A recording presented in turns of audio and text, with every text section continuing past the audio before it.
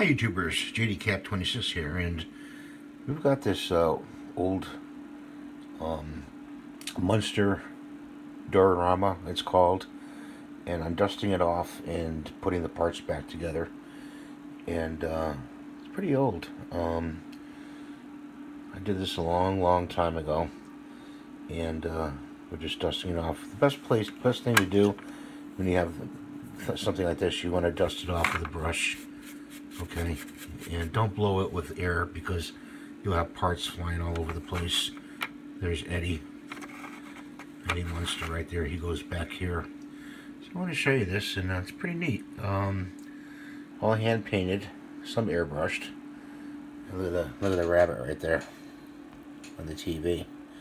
And some of the dust, if you leave it on, makes it look more authentic because it was dusty in the Munster mansion. So I hope you like this, and hope you're doing okay today, and thanks for watching. Please ring the little bell over here.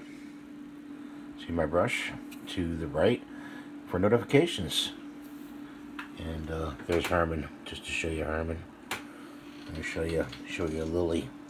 Usually, and Grandpa's over there taking a snooze. So we'll see you now. Thanks for watching.